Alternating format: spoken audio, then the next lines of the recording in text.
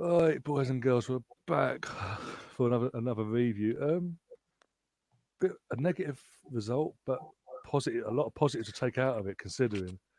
Um, Tonight I'm joined by Sonny and James. How you doing, guys? Evening. Hello, everybody. Where do we start? There's so much to talk about. Aubameyang. First off, I want to get your first off impressions on his 4 league games now. What are your impressions of Arteta so far? I'll start with you, Sonny. To be honest with you, I mean, I wanted Arteta before we got Emery, so I'm buzzing that Arteta's came in. I think the Conte and Raul, it's a win-win situation for them, because if it works, they've got a very good young progressive manager who seems to have learned a lot from Pep, and if it doesn't work, they could, it's been a cheap option, and they could say, well, they gave it to an Arsenal man who would have been popular with the fans. So I don't think the boardroom could lose either way. But for me, I think in a very short period of time, he's brought the fan base together, and to me, this season now it's just a free hit for him. So it's just a matter of getting to know his players, implementing the culture at the club, and seeing what he could do on the pitch. And I think the players have taken to it, but I think with today's result, unfortunately, I think that's the top 4 gone. You reckon? We've gone before, but we've got that little bit of hope. But now it's Chelsea 11 points ahead of us. Well, so the thing is, we've got to play them in a couple of weeks' time, and they're not exactly consistent at the moment. Yeah, they battered Burnley today, but they'll do that today. Then they'll lose a game, and then they'll win a game, and they'll lose. Their consistency is win, lose at the moment. Yeah, we just seem to home form. I think if we can cut the gap between now and the so-called winter break over in England, if we can cut it to say 6 points between now and then, there's a chance. If not, yeah, we put everything into Europa League in the sense of trying to qualify for the Champions League. But that's the thing. This is what Arteta's brought back to us, and it's not 4 games under a month. Not only what he demands of the players and what we expect of the players. Coming over to making every single player come over and applaud the fans after every match, home and away. Things that weren't happening under the previous couple of regimes. It means something, and how he literally won't take anything but the win.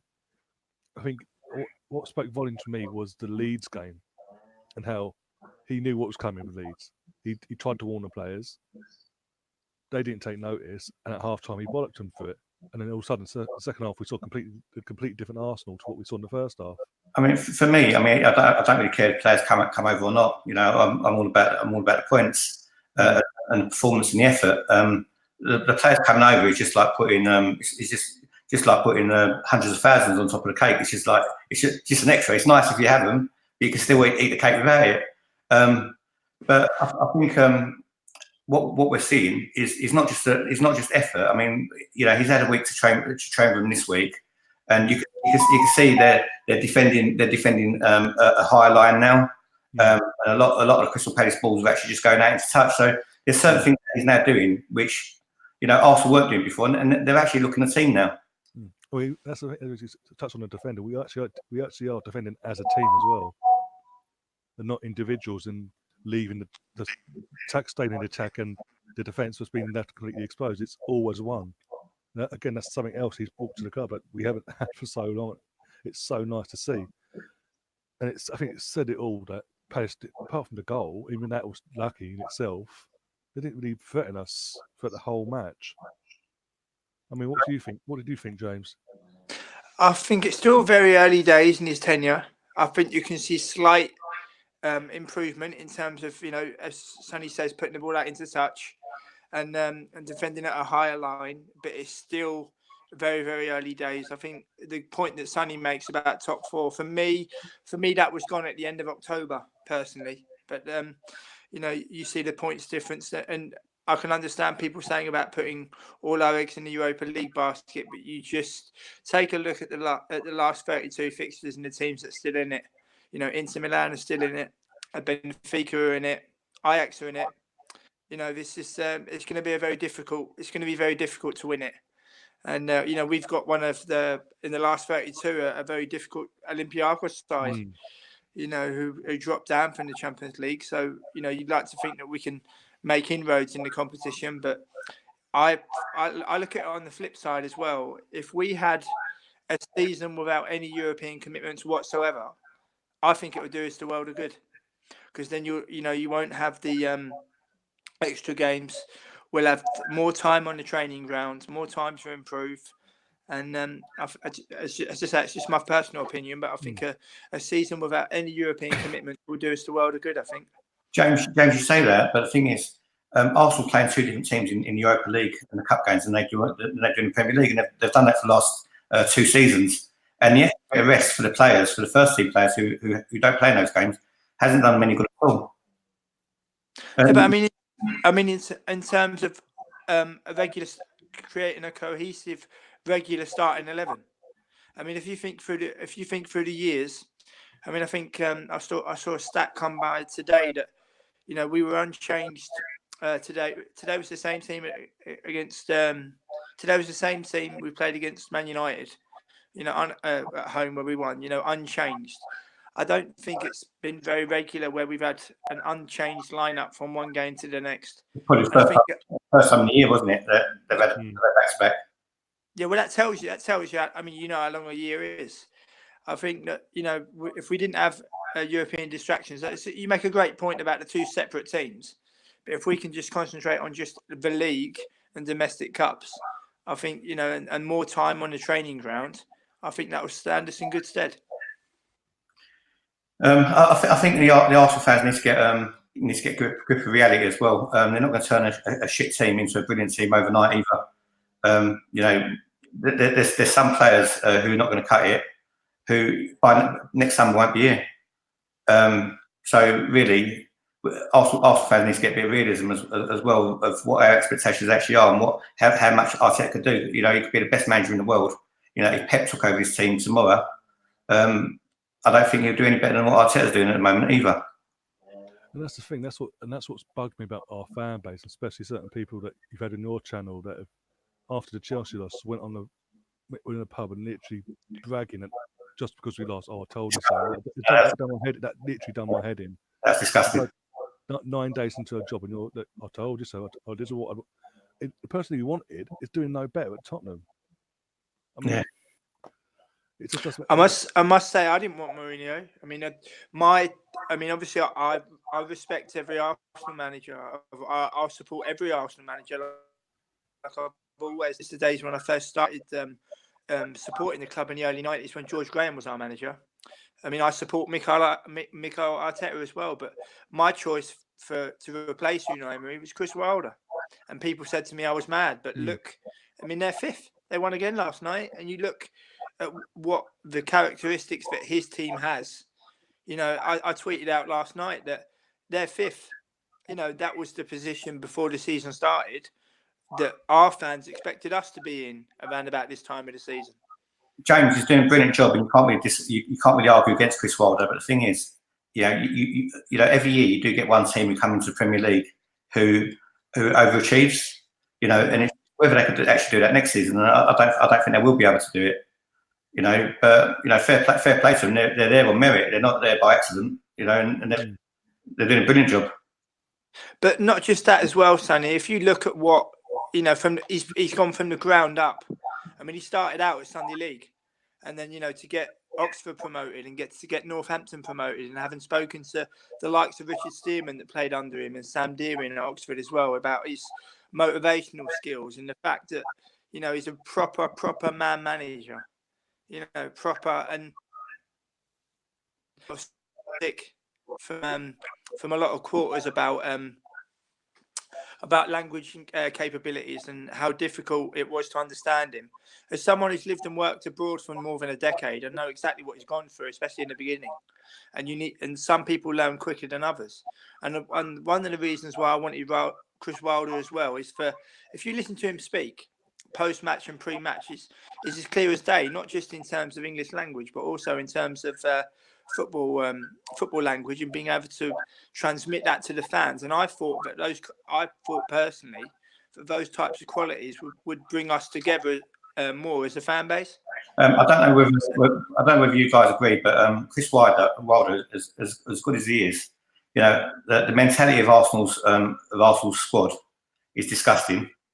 And you know, would he have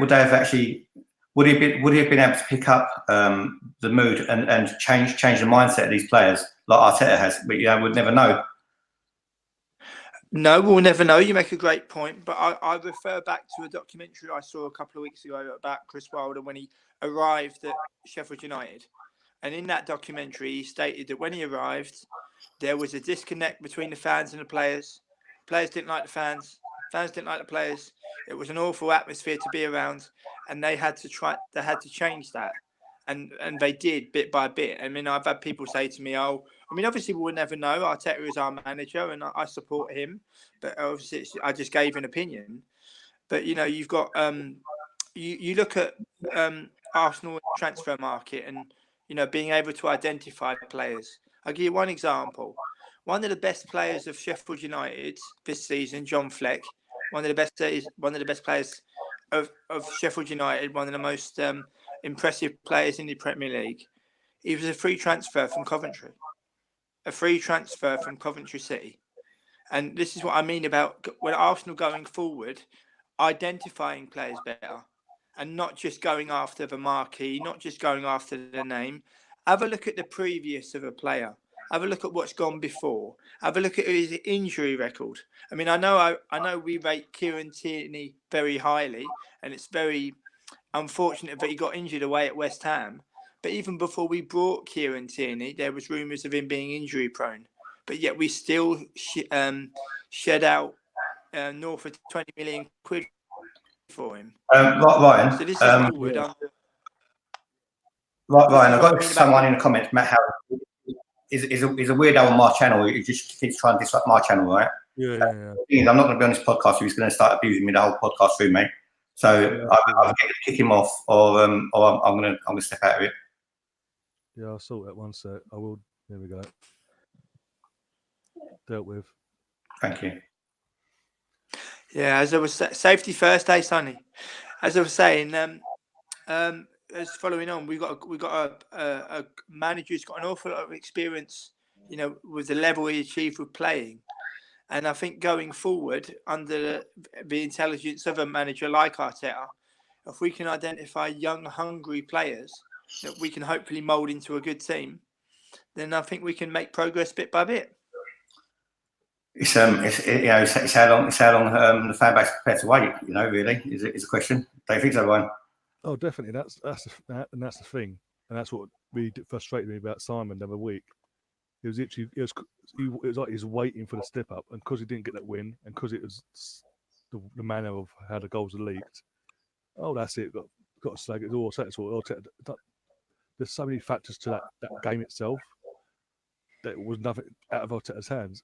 The guy's got. This is his first job. We've got to remember this, and you've got to give him a chance. Otherwise, what was the point of sacking Emery? But at the end of that, I think there was always a point sacking Emery because Emery was bringing us backwards rather than forward. You know what I'm saying? It's like, so, Ryan, don't you agree, right? If we're not competing next year and cementing the top 4 place next year, you know, a lot of fan base are going to be there's going to be a lot of unrest, but I don't think it's going to be towards Arteta. You know, it's going to be towards the board. Because you're right, there's no point in calling out Arteta.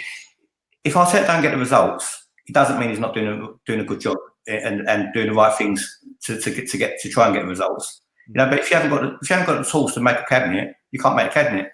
You know. Exactly. Also, people remember his role now is head coach. He all he does is coach the players on a day-to-day basis.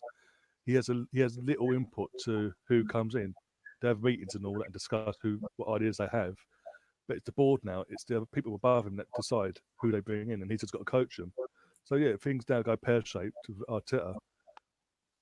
I've said this before. When Emery was sacked, who they did employ to replace him, it would be all eyes on the board now because the press. This is it now. But no one's mentioned 4 years of no Champions League now. Going into 5 seasons now. Fans will turn on The thing is, no one's mentioned the board. And when you think, right, Socrates is out of contract this at the end of the season. David Luiz is coming towards the end. Is going to be coming towards the end of this. You know, you've got Aubameyang going to be in his last year. Lacazette's going to be in his last year. And the thing is, Arsenal have not even started talking to Aubameyang yet. And for me, that's really rubbish. Go into your last year, your contract, you're holding all the cards. You know, and Arsenal just don't seem to have learned by the lesson. Granit Xhaka's unsettled. You know, Torreira is unsettled. Oh, he's back. Oh, He's got about 50 accounts, mate. Bloody hell. Well, gone. It's gone again. Yeah, so you've got a lot of unsettled players at Arsenal, which, you know, it's brilliant what Arteta's done in the space of a couple of weeks, but they're not exactly fixing the issues, are they? You know. I think it stems from the top, though. If we've got an owner, if you start at the very, we have got an owner where we are not his priority, and that's your starter for 10. His priority is the LA Rams, not us, and then that trickles all the way down. If you look at, I mean, I've seen people say about American owners, right? You look at the owners of Liverpool, right? Not just because of the position that Liverpool are in, but since those owners have rocked up at Liverpool, it's always been about success at that club. I mean, I believe that the owners of Liverpool also own the Boston Red Sox. Okay, but it's not been to the detriment of Liverpool. There's been investment there. There's been patience there. We don't have that. I mean, I think Kroenke's still in the midst of building a new stadium for the LA Rams. I think I saw one account that came through that it cost in excess of 1.4 billion. I'm sure part of that is our money. So again, it starts with the top, and you think of Raul as well. I mean, I don't know much about Raul. Obviously, people talk about his Barcelona past. Why did he come to us? Why was he brought to us? Was he brought to us to turn us into a Barcelona? Because in terms of the clubs, I'm not just talking about levels of players and achievements and all that things, but in terms of levels, Arsenal and Barcelona are chalk and cheese. I'm not just talking about ability on the pitch. I'm not talking about Champions League and Spanish titles.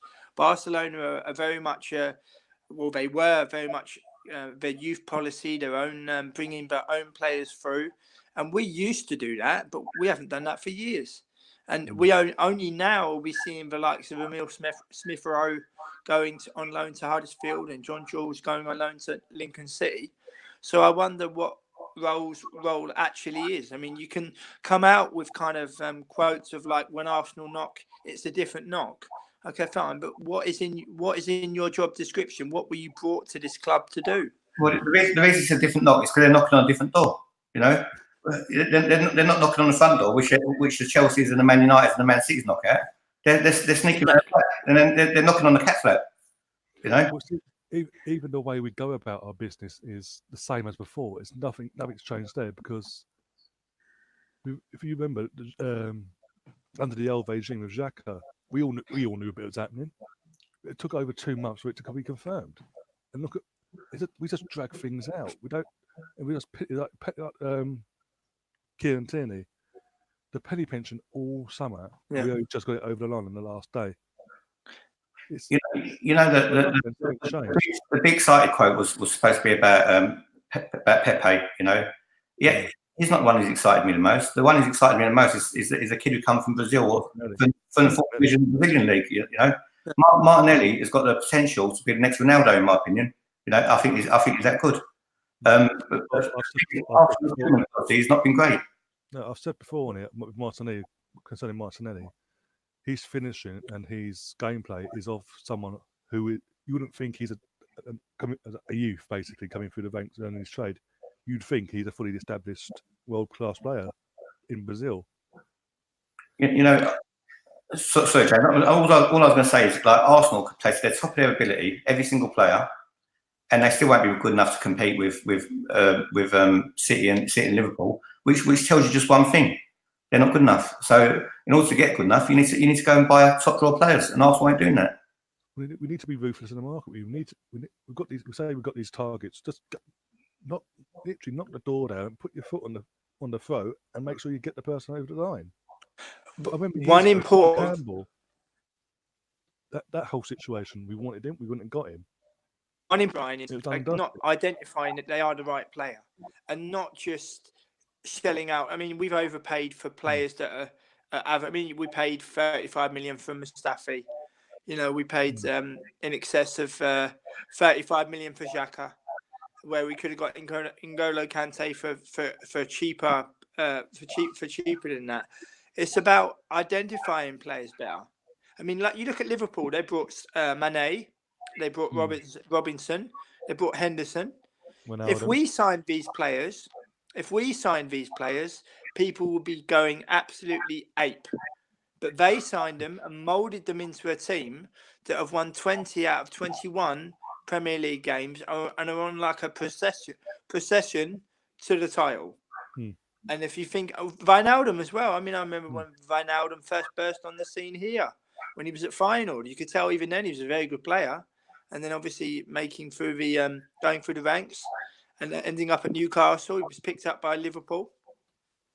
And that's just what I mean about signing players to add to a collective. Well, I don't know what you guys think, but I don't think our youth system is churning out the quality players either. I don't think Joe Willock is good enough.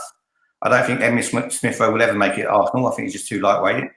Ainsley Maitland-Niles, I think, is doing really well recently. So big props to him for that. Guendouzi, for me, I really don't like him as a footballer. That's just my personal opinion. I don't think he's good enough. Reece Nelson, you know, it's up to Reece Nelson. I think he's got bags of ability. It's up to Reece Nelson if he wants to make it. But if we're thinking of the Nketiahs and the John Jules and Nelsons and the Willocks and the Sackers to bring Arsenal to the next level, in my opinion, it's not going to happen.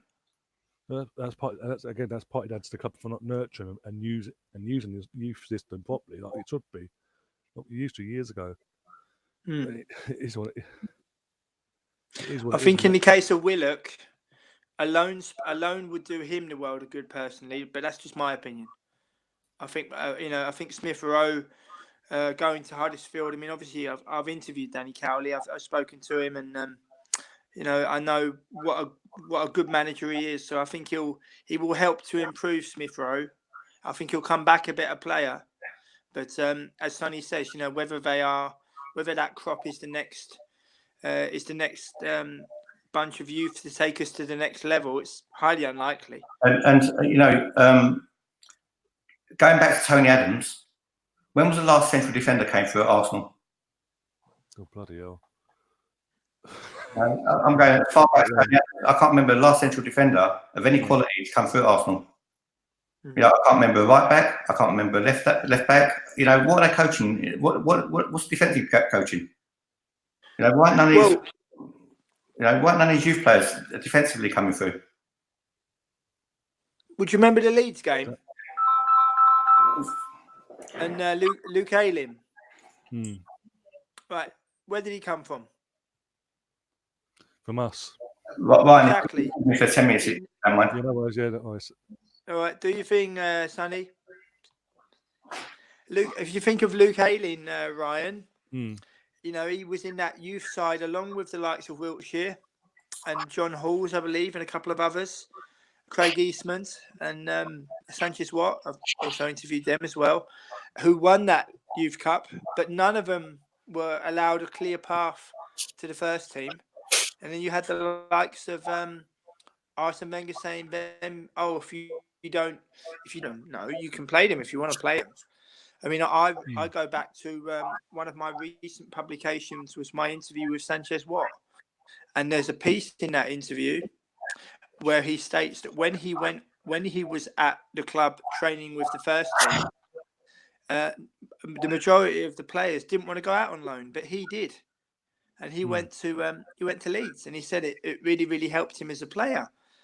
And I just hope going forward that we can identify players better. I mean, you see the likes of the Premier League, right? You see the likes of Todd Cantwell, Jack Grealish, James Ward-Prowse.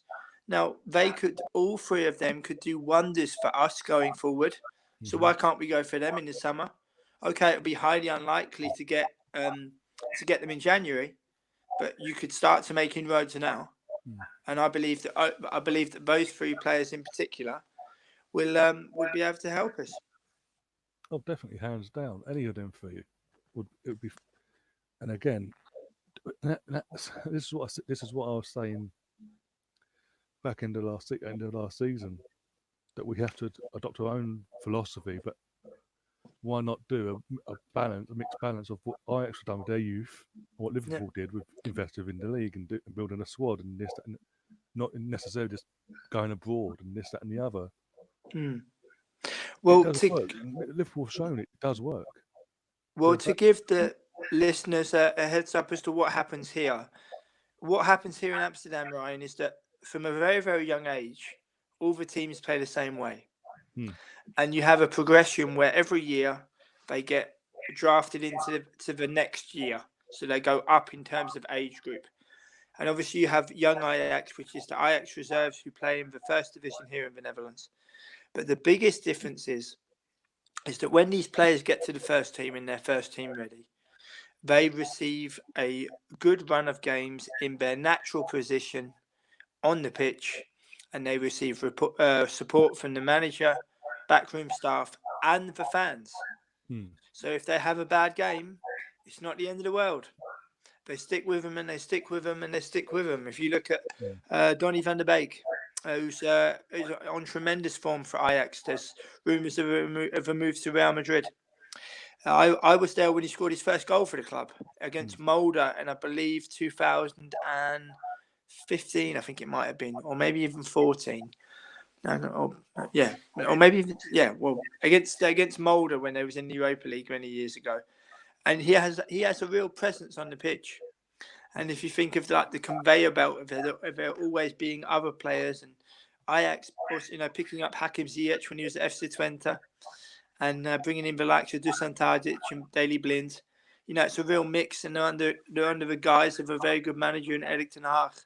But if we are going to go down that route, the fans also have to be aware of it, and they have to be patient. And if a player does have a bad game, don't get on their back, don't get at them. Give them the support that, give them the support that they need. Exactly, and this is what I want the fan base to do. I want them to unite and get behind whatever the project is. Get behind it. Be it youth going down the youth policy or whatever. Just give Arteta and the players the time that they need to see if this works. Because look at Klopp when he came to Liverpool, the disarray they were in. They were in a fairly similar position to what we're in at the moment. And literally, there's I think 2 or 3 players left from that time that's still at the club, and they're about to beat our record. Yeah, but they stood by him. I mean, they had some very bad results in the beginning. There were some Liverpool fans that wanted Klopp to leave. They wanted him to leave. They wanted him out, and they stuck with him. And look what's happening. You look at Southampton today. Southampton today have won their 4th game in 5 after they're mauling at home to Leicester. And they're level on points with us. They looked dead and buried a couple of weeks ago, and they're level on points with us. I mean, obviously, what happened with Emery, and people have their different opinions. What would have happened if we'd have given Emery time? Where would we be? We'll never know, will we? Exactly, but it is what it is now. They can't keep jumping on what the media saying and battering Arteta over the head of the no experience thing. He's got to get experience somehow. I don't think he's doing a bad job. He's bringing positivity back to the fan base. The players are playing for him. Literally, they're giving everything to the last dying breath. Players that were underperforming massively: Socrates, Luiz, Kolasinac, to name a few. Xhaka, even his performances this season, till Arteta's come in, they're now putting performances in. They're now giving it 110%. They are playing better. Luiz was extremely unlucky today with that deflection. But I also think that comes down to communication. I mean, if it's just gone half time and you go out for the second half, keeping it tight, being organised, and people getting each other's way, you've got to trust your teammate to do his job properly. trust him to do his job. Don't try to get in his way. I mean, you see when our defenders, when a ball drops and they're a bit unsure, Ryan, they all want to be the one to kick it out. They all want to be the one to head it out. Just leave it sometimes and let your defender do his job.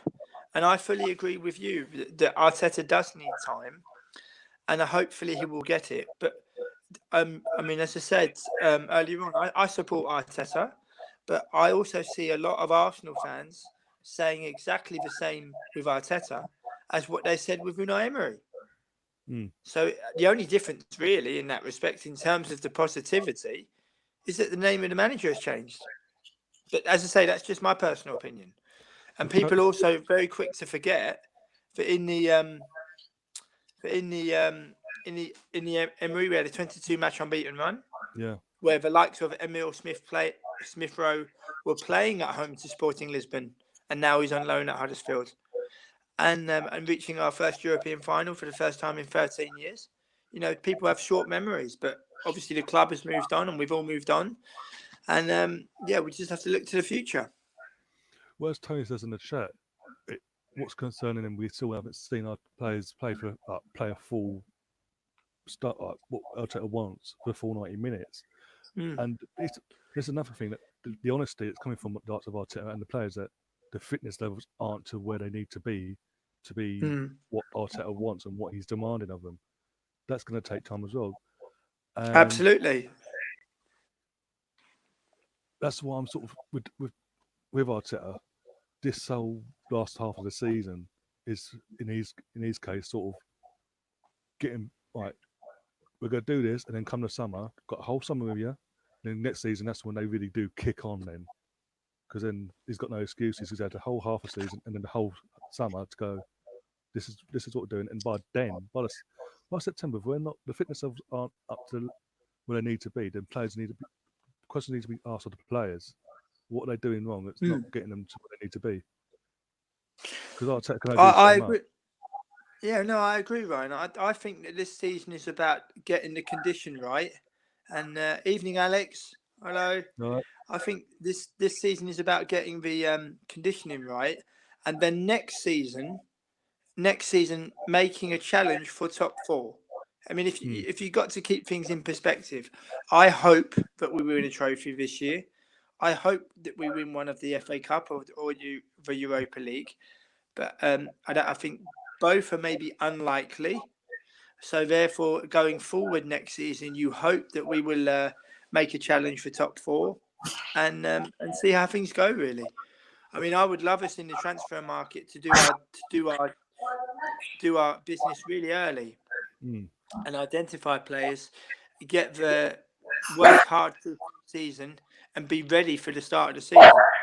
That is what I hope. Well, and that, also, as you say about a cup run, if he was win even the FA Cup. I'll ring back. What's that? Sorry. No, I was saying, if Arsenal were to win the FA Cup or Europa League this season, again, that's a massive 2 fingers then from Arteta to the rest of all the media that have been slagging him off since he was off.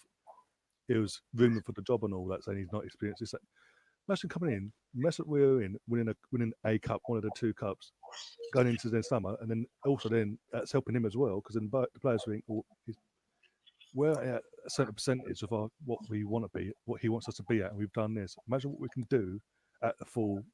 So, that goes back to James's point, is that he hopes we don't get top 4. Europa League, because we have to. Because at the end of the day, that Europa League spot is still another route into the Champions League. So we have to at a minimum get that this season, even though we don't like the competition. It's going to be very tough if you look at the teams that are in it. It's going to be the toughest Europa League campaign yet, I think. I think what most Arsenal fans are looking for as well, that Andrew was on his channel the other day, the hope that we can actually finish above Tottenham. Tottenham, whatever going on at Tottenham, there's gone on there. Got stuff going on there. If we finish above, that's another thing with the players that. It's not a trophy. It's not a trophy though, Ryan, is it? It doesn't really matter. not saying the trophy, but I'm saying between the fans and the players, there's in that belief that we can build from that, and the players then can hopefully, fingers crossed, buy into what Arteta's trying to do. Because I was just saying before he came back, this whole rest of this season in the summer is Arteta's way of putting his foot on things, putting his stamp on it and authority down, what he wants. If your fitness levels come September, if your fitness levels aren't to the standard, you know that you know where the door is basically. Because we, as of from September onwards, or August, sorry, we need to kick on and put on a proper challenge for top 4 next season. None of this messing about. Oh, we'll flirt with it a little bit and then back off a bit. No, we put our foot down and kick on next season. No messing about. And again, this comes down to the players and the board. What are their expectations? Because it's all well and good Arteta saying what he's doing, trying to do what he's trying to do, but he's not getting backed by the players or the board. We'll be in a continuous loop. You know what? For me, if we finish above Tottenham and we've had a bad season, it's no consolation, to be honest with you. It doesn't say we're finish above Tottenham at all. The season's unfortunately has gone away from us because of Emery. But we need to try and save it. And you know the example that you guys gave earlier, because I was listening to it when I went to pick my daughter up.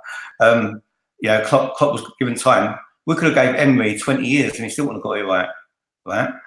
You know, and I think we've got the right manager in charge, definitely, because he's you know, the guy don't take any prisoners and he wants to prove himself. But the thing is, it's going to all be down to the board again. But we're going into January, being told we've got no money again. We're going into the summer. You know, who do we get linked with? Who do we actually buy? You know, as fans, we're always going to get short-changed. You know, and fans are not coming together to protest against the board or stay away from game. I haven't gone to a game since we drew against Wolves. I said to Robbie, sorry, Robbie, the season's finished. It's the last game. No point coming next week. I haven't been back since. You know, no point. Go back to see what. You know, what we're actually fighting for, what we're challenging for. You know, as much as I'm behind Arteta and I believe in him, and the players have done remarkably over the last few games, you know, we've still only won one, right? And the thing is, Arsenal don't deserve my money at the moment. And you know, they don't deserve other people there either. I think what rubs salt on the wounds though is at in this time period, them and Adidas to come together and release retro stuff, and they're charging ridiculous money for it, which is making and that's really rubbing, as I said, rubbing salt in the wounds of the fan base, because you're asking for what 80 odd quid upwards of so-called retro merchandise, but then you're not prepared to put your own money where your mouth is, so to speak, and it just drives us all mad. You know, when you get the away fans more interested in singing about a fan channel than they are against the board, you know, what sense does that make? What sense does it make? Where are their brains at? No, because apparently when it's all going wrong, it's all Robbie's fault, apparently. But if it wasn't, who cares? I mean, who really gives a toss about our TV? I support Arsenal. Exactly. I care about what's happening at Arsenal. Yeah. I don't care what Robbie's doing. You know? Sorry, James, you were going to say. Going back to your point about retro, the fans, you know, in terms of willpower, I haven't bought any Arsenal shirt since the 2008 season. The 2008 season with the away kit that we had, the away shirt, that was the last Arsenal shirt that I brought. Mm-hmm. My Arsenal shirts are now the 1971 replicas, home and away. They're the only two Arsenal shirts I wear on match day. That's it. And, you know, you say about the prices and, you know, bringing out the retro line and things, you know, fans have got to have willpower and to not just spend your money on retro stuff and that. I mean, I can talk. I come back for matches from Amsterdam, but the reason why I do that is because I know I'm not going to be in a position to be able to do it forever. I mean, when I first arrived in Amsterdam nearly 14 years ago, I didn't go to Arsenal for 5 years because I was busy building up a life here. So it's now I'm fortunate enough to be in a position to do it. So I take the opportunity when it comes. But I know it's not going to last forever. So you kind of like go when you can. But in terms of the retro shirts and trying to make money out of fans, you know, fans can. All it takes is a little bit of willpower to say no. I'm not buying that. And you know, as I say, it feels strange for me to say I haven't bought a new Arsenal shirt in more than a decade. It doesn't make me any less of a fan. James, it doesn't make a difference because, you know, the Adidas deal, they would have paid Arsenal up front for the deal anyway. Arsenal already got the money. You know, has it changed their transfer, their spending? They just signed a new Emirates deal. They signed an Adidas deal. They got Rwanda and this, that, and the other. Has it changed their you know, they're attacking the transfer market? It hasn't changed at all. And the thing is, whether we buy a shirt or not, don't make a difference. They've already been paid. The only thing what makes a difference is bums on seats. You know, even if you pay for the ticket beforehand, it's the look that we're disappointed. But you're asking fans not to go to something which they love and be with their mates on a match day. You know, but is it for the football anymore? It's not for the football because we're not going to do nothing this season.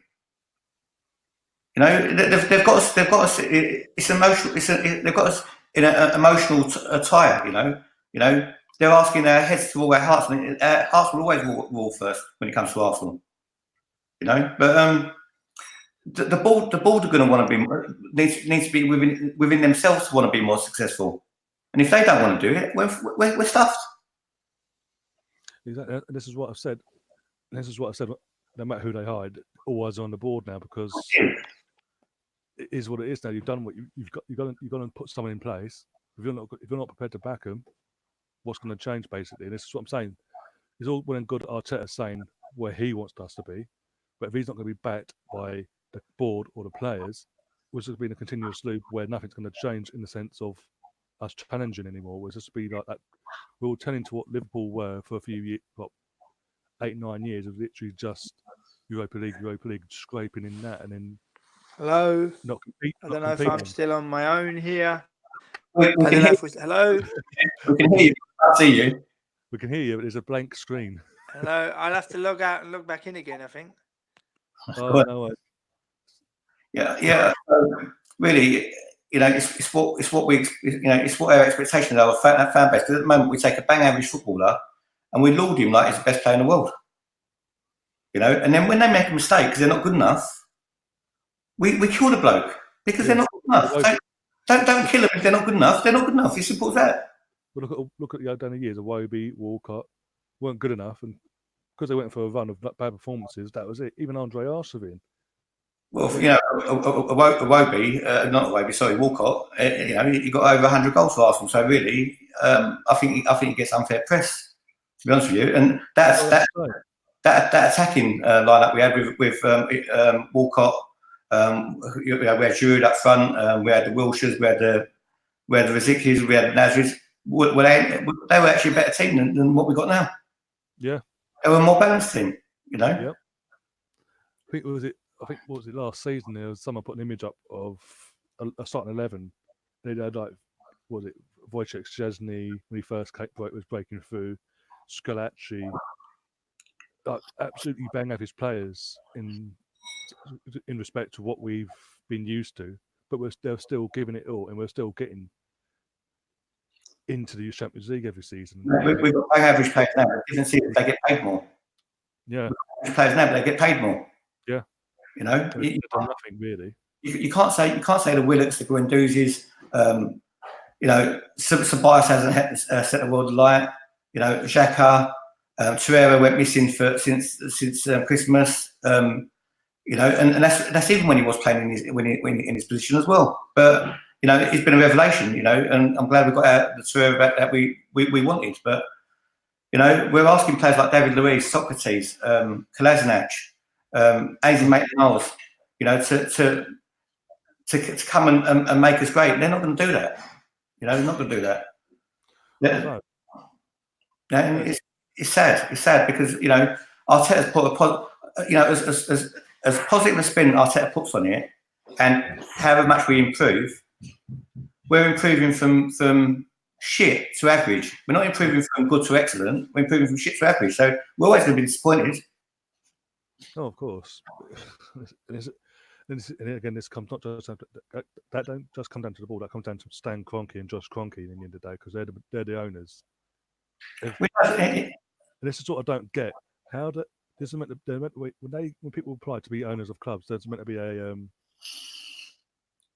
a system in place. Make sure you're reliable. This, that, and the other. You'll be good enough. You're good enough to do what you're asking to do. One second, adding James back into the stream. Hello. How the hell did Stan Kroenke I don't know what happened there. It froze. Could you still hear me? Okay, because it all went black for a minute. I was able to hear you. We couldn't see you.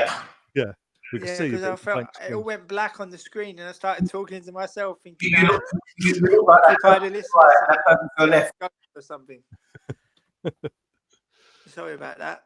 Yeah, no worries. Just looking forward now. What we've got a week off now till Sheffield United, which again we've got Sheffield United and we've got Chelsea, haven't we? Yeah, that's Tuesday after. Sheffield United's on Saturday. Yeah, Sheffield United, and both that's home or away. That's going to be proven already this season. That's going to be a tough game. Do you know, going back to today's game, Man's tackle? Do you think that was a red card? Because I don't. Considering what the other challenges I saw in that match and this evening, he should have said that booking basically. I can understand because the reason I say that because it was an accident. You could tell it's an accident, and also when you see that you on Martinelli gets a far worse challenge. There's more malicious in that, and the player went in for afters as well, and got nothing. VAR didn't get involved in nothing, and then tonight we had Tottenham versus Liverpool. Liverpool's left back Robertson did pretty much the exact same thing. Flew in no control, studs up, took the player's leg, absolutely nothing. I mean, there was no intent in that challenge at all with the Batman. And this is what I'm saying is with VAR and the FA, because it's all one, the referee stuff. They're not consistent with their own law. I mean, for me, VAR's killed the game. But it's referees as well, because they've made up this rule, but it's when it's the rule they make up, even for that like handball. It's when it suits. Yeah. When it suits, we'll use it. When it doesn't benefit us, we won't. We'll use it against them. It's absolutely inconsistent, and you wonder why referees are now not being approached by FIFA or UEFA to officiate the big tournaments in the international stage, because they're not good enough. I mean, going back to Chelsea a few weeks ago, Jorginho should have been sent off in that incident. Of course he should. And you know how you can't use VAR for that. And literally, the thing is, the referee got bollocks for it apparently, and his punishment was to be a fourth official at our next game, 48 hours later. And guess what he was doing today? He was in charge of VAR for that game. And our player gets sent off for that challenge. A far worse challenge happens to Martinelli with afters, not even looked at. Socrates should have had a penalty against Sheffield United, and he didn't even go to VAR. Yeah, you know, it's just messing up the game, in my opinion. You know, you said Socrates' goal against Palace. We all went mad and celebrated the goal. It was a goal. It was a foul. If anything, it was a foul on Chambers. Adam Chambers was being pulled down in the box. But apparently he did the foul. Apparently. Yeah. But it just does my head in, because now I know Monday morning I'm going to watch bloody ref watch on Sky, and Dermot Gallagher, the most annoying person in the world, will back whatever's put to him, because VAR's there. He'll use VAR to fall back on. You're breaking up again, Ryan. You're breaking up again. Can you hear me this end? Yeah, we can. Yeah, we can hear you. Yeah, it's breaking up from time to time as well. Yeah. It's your internet. Well, you know, Dutch internet. I'm not entirely sure. So I can hear him perfectly. Okay, that's good. It's good. Where do you guys think we're going to finish this season? 8th. 8th. Yeah. Spurs? Where's Spurs going to finish? Above us or below us? Below us. Oh, the way things are going with them, I think they'll be below us, because he hasn't done nothing to them that's improved them. Let's be honest. At least Arteta's there's showing of him what he wants to do and his own philosophy. All Mourinho's coming in is inherit what Poch has been doing and continue that. He hasn't put his own stamp on it anymore. He's just literally like, okay, I got a payday, sack me. So I don't expect Spurs. This is what I'm saying. I don't expect Spurs to be above us at this moment in time. I think we'll. What did you say, James? 8th. I think we'll sneak by the skin of our teeth by a point, 6th by the skin of our teeth, just because of the result, just because of the teams we've got to play. I'm going for 6th. I honestly think I think United are going to finish above us because I think they're going to spend their way out of it. I think Chelsea will as well because they've got quite a big lead over us. And they're going to add to their squad as well. I think we're going to come in behind United. I think it's still an awful long way to go. I think I said it at the start of the season when I was on one of your pods, Ryan, as well, that I think people forget. I mean, we're all football fans and we all enjoy the game and obviously the season and the ups and downs. But I think a lot of people forget how long a football season actually is. 10 months. I mean, at the start of this season, we had our hopes about what we might do and the inroads that we might make, and then at the end of November, if a manager gets sacked, and then we don't have an immediate replacement, and then we get a new manager in Arteta, where he's starting to kind of put his stamp on the club. So you never know what's around the corner there. So, I don't think Arsenal had any intentions of appointing Arteta. They're prepared to give it to Freddie to the end of the season. And take a stock then, and only because the players never responded to Freddie, it forced their hand. And which I'm glad that's happened. Yeah. So looking forward to next Saturday now. What are your thoughts going into that? Do we? Sorry, mate, I've got to go and pick my son up now. Dad's huge. Sorry. No worries. Yeah. So what are your thoughts, James, going into next Saturday? Because we've got a week. This is the thing. This is what I was saying in my preview the other night. From this weekend onwards, he's going to have 6-7 days with the players on the training field. He's not going to be like game, training, game, training, game. It's got a bit of space now to get things sorted. Well, I think it's going to be a very difficult game. I'm going. I'm really looking forward to it. It will be my last Premier League home game of the season. Are you also going on Saturday? I will be, yes. Yes, I hopefully see you. It'll be my last Premier League game of the season. Sheffield United are 5th. Sheffield United have got a tremendous manager. And, you saw they won again last night. You look at their away form before they went to the Etihad and before they went to Anfield. I think they were unbeaten away from home for nearly a whole year. So it just goes to show how good they are away from home. We're going to have to work very, very hard on Saturday for the win. It's not going to be easy. And, my early thoughts is that I think it's going to be a 2-2 draw. Okay.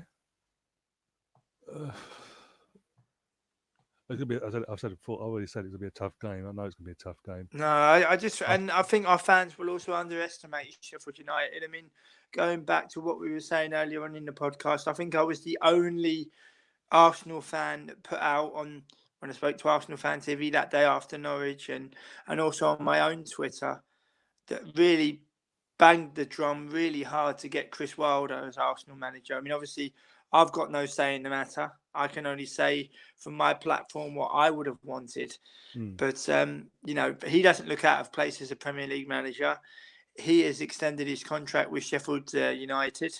And, I think the best is yet to come. I mean, I hope that he would have wanted to test himself at a higher level, and I'm sure that will come. But also the likes of Manchester United, Chelsea, Arsenal, Tottenham, wouldn't even look at a manager like him. But he's the best English manager around at the minute, Ryan. And I thought he would have been a tremendous fit for Arsenal, but unfortunately it wasn't meant to be. Just before, also, before we went on air, Sonny was saying he thought Lacazette was suspended for next week. Is that the case? I've heard that as well, but due to the amount of yellow cards. Did he get booked? I can't remember if he got booked up, buddy. Because I've gone on the thing. I think he picked up a yellow today as well. So I think although I only know that Aubameyang is definite and Lacazette is I think that is the case. Do you think the couple will And it's going to be a real hard fight on next Saturday. And let's hope this time next week we're celebrating a win. But I don't think so, to be honest. Do you? I was saying. Do you think? Yeah, got booked today in the last minute. Do you think being what's happened since during the match and in other games, similar challenges being let off, so we say? Do you think the couple will appeal based on that, or do you think they'll take it on the chin and try and work around it? Sorry, can you repeat that, Brian? You fell away a little bit. Do you? I was saying with Aubameyang with the challenges that happened during the game after Aubameyang got sent off, and in other matches that were similar and nothing happened to them players. Do you think the club will appeal on that basis, or do you think they'll just take it on the chin? Possibly, but as we were saying, they have VAR in different European countries, and there isn't the same uncertainty as there is in England. So you hope over the summer that all the referees and all the different bodies get together to try to make it easier for the managers and for the players and for the fans going forward. I mean, I was at the Norwich away game where that was my first real experience of VAR in real time, with the Aubameyang retaking penalty for encroachment. And you just hope that that it becomes more transparent, and you hope that the bodies work together over the summer to achieve that. I mean, obviously in the beginning, when you start with something, there are going to be teething problems, like with anything. But in the case of VAR in this country, it's been disputable at times.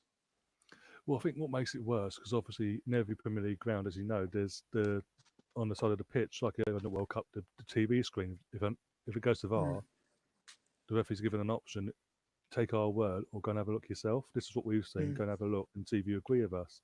Yeah. Doesn't seem to Premier League at all. It hasn't happened at all. The only time it's happened is last weekend in the FA Cup with Palace. Yeah.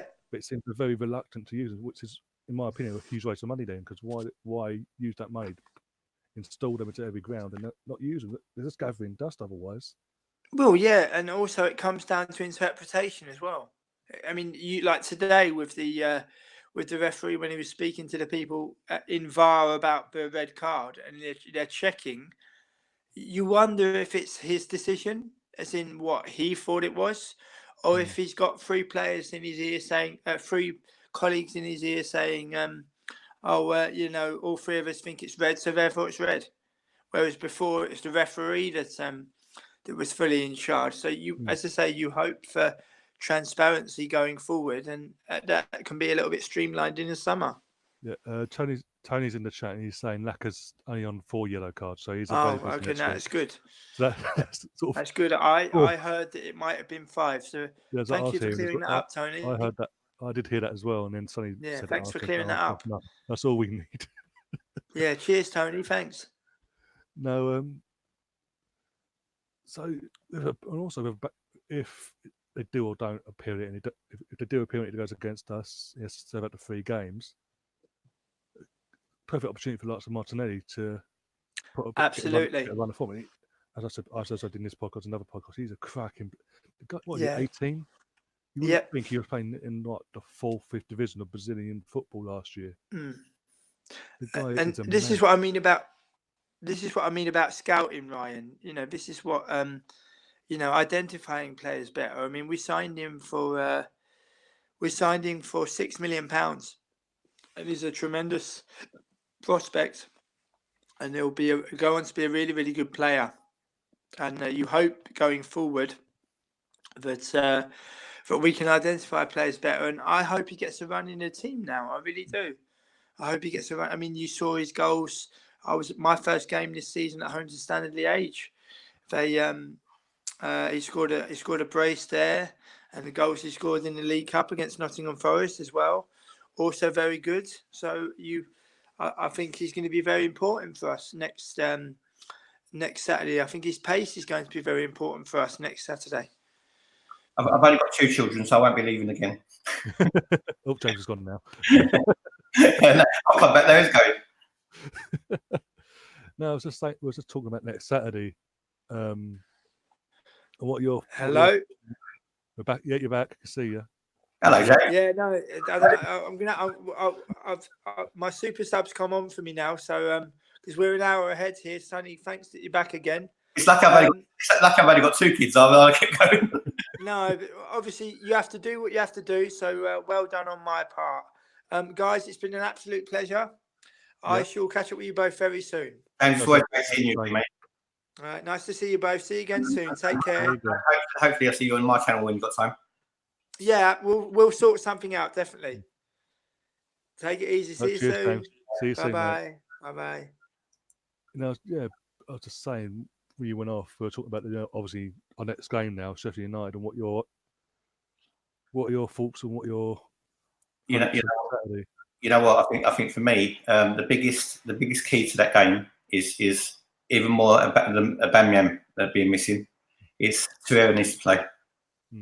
Because I noticed that as well. Literally, the second he came off. Yeah, the game changed today. As soon as Lucy came on and Sverre came off, the game changed. It just gave Palace the foothold they needed. And it's again, this is something that the board have to do in this window. Go out and get a midfielder. That is a compliment, Xhaka and Torreira. If either one gets injured, there's someone else there that complements them both. It doesn't have this weakness that we had with Gunduzi today. I think, or the other way, Ceballos, they need to find a way of using him and getting the best out of him because, he's one player who can keep the ball. If we got Ceballos that we saw against Burnley, early on in the season, that guy he looks amazing. But unfortunately, we haven't had that player since. If they haven't got the ball, they can't help us. D-Dubs, what's happening, bruv? You're good. He's my neighbour from Peckham. So if we keep the ball better than the opposition, then they can't hurt us. It's when we lose the ball. Also, whilst you're away, Tony went off and checked. Lacazette is available for next week. That's good. To be honest with you, though, I wouldn't have been that disappointed if Lacazette wasn't playing. I think within Martinelli, they've got somebody who can hurt you. We'll just touch on that as well as you came in with Martin, with obviously Aubameyang. If they paid it or not, there's Martinelli. He's there. He can play in that position. He can play fun. He's deadly. Yeah. If any one of them, Aubameyang and Lacazette don't play, I'm just. Oh, you're Brixton. I was saying down the road. if any one of Lacazette or Aubameyang don't play, or both, I think even with Reece Nelson, Pepe and Martinelli, I think they're still strong enough up front. Up front's not our issue. Our issue is the middle of midfield. Yeah. The midfield pairing is key to us because unless Xhaka and Sverre at the top of their game, we're not going to win football matches. No. And I don't want to be an Ozil hater because I do like Ozil. Everyone's saying how well he played today. I didn't think he did. Or I was watching a different game. Not to what he's been playing for the last few games. I think it was sort of like on the right hand side, and I don't think he affected the game as much as he would have done, as he feels more central. For me. But Sheffield United is going to be, Sheffield United is going to be whoever battles hard enough, and with these teams who are not supposed to be as good as us, or their names are not as big as ours, you got to earn the right to play football, haven't you? Oh, definitely, and that's the thing as well. The players aren't going to be comfortable now. Whereas under Emmy and under Wenger, players that were going to, no matter what form was, whatever, they were guaranteed. Whereas I think under Arteta, he's not of that ilk. He'll either hook you off and then drop you, or drop you completely. But what was it? I was watching '89 a while ago, and Merson said he was messing about in training. George Graham said, "Buck your ideas up." He said something else in return, and George Graham just walked off. Then, and for the next few months, he was dropped. Yeah, no, nothing said, no nothing, just completely dropped. He had to earn his way back in, and I think that's still because with Arteta working under Pep, he's seen that with Pep as well, and he's took that sort of mentality on as well. Like, you're not safe. Who do you think you are? I mean, I think Arteta's got that ruthless streak, though, in my opinion. Yeah, I honestly believe he's got that ruthless streak. I mean, you don't get hair what don't move unless your hair's scared to move. Lego head is definitely got that movie streak. But for me, like I said, it's down to how they're going to compete. I just don't think we've got the personnel to do it week in, week out, unfortunately. Yeah, and that's the thing. I think the best way to do it, as I said, get in the top six by either sixth or fifth, whatever. But I'm playing sixth at the moment. We have to win the Europa League this year. We have to win. We have to win the Europa League. I think James was saying the Europa League is going to be really difficult this year. It probably is, but it's difficult. But like every year, like last year, it's a bit difficult. Yeah, unless you're Man United and you've got an easy run, when they won it. But I think it's going to be easier to win the Europa League than it is to get league-wise. Yeah. So everything's got to go on the Europa League. They've got to play their hearts out, in my opinion. And cup competition, Tottenham showed it last year. They got to the Champions League final. In a cup competition, anything can happen as long as you've got the rubber to green. Yeah. Tottenham were dead and buried in the Champions League last year. Oh yeah, they were about not technically got to the final and almost. Everything went for them. Everything went for them. So that's the luck we're going to need, and hopefully we get there. But are we going to beat Sheffield United Saturday? Is it Saturday or Sunday? Saturday, 3:00 kickoff. It's a toss of a coin, isn't it? It depends what Arsenal turns up for Arteta. You know what, Ryan. You know what Arsenal like at the moment. Let me give one of my famous analogies. Right, Arsenal are like it's like your motor where you got your 4 spark plugs. One of them only works sometimes, so it affects the whole performance. So Arsenal, you got to hope it's a good day when you can just spray the WD-40 and make sure the car starts, and it's not one of the bad days. It's a toss of a coin. What we're going to get, but just because we're at the Emirates, it doesn't mean we're going to win the game either. No, exactly. It's just got, and this is what Arteta's got to do. The only thing that's what's going to go in his favour this week. He's got a whole week in the training pitch of them. He hasn't got a game in between now to disturb them.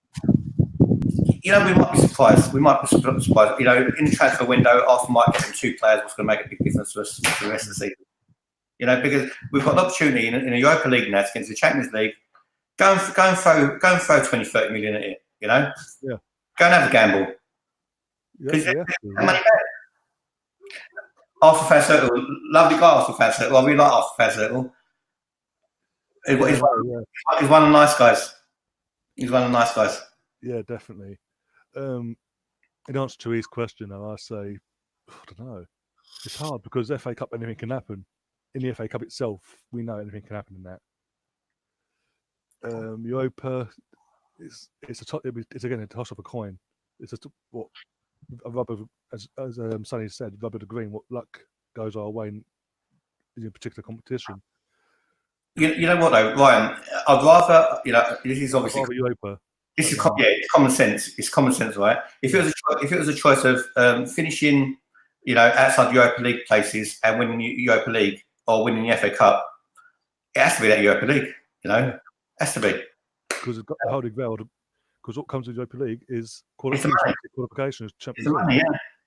But it's also automatic Champions League for next season as well. Yeah. So obviously the money comes with that, and that's what we need. So I can't do another season of Europa League football or no European football. Can't be doing that. That drives me mad. I'd rather Europa League. I'd rather no Europa League though. I think you make Luke Greasy do it. Yeah, D-Dubs, you bang on, Buff. You bang on. I think what the Arsenal board need is a walk through Brixton at night on their own. It's a walk through Brixton, see if you can survive, or go and buy some players who's going to compete. So. Oh dear. But when it comes to players coming in, who do you think we should go and get? Like in this transfer window now. A lot of people scoffed at Boateng. But I don't see the problem because he got experience as a World Cup winner. I'll take it. He's filling the gap. I personally think he's probably better than what we got. He can also fill in. But